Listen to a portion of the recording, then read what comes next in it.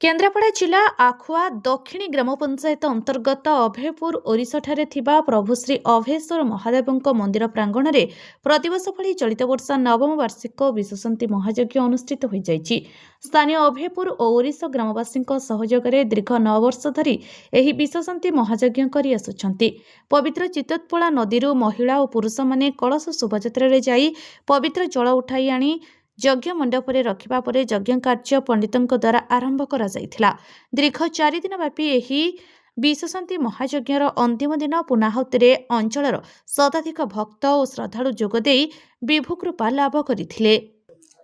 एठिका नवम वर्षक वार्षिक विश्वशांति महायज्ञ मो मुख्य पुरोधा हिसाब से वर्ण होता कार्यक्रम शास्त्र कहते यज्ञम वै श्रेष्ठतम कर्म यज्ञ ठार श्रेष्ठ कर्म सृष्टि रे किछि नुहे।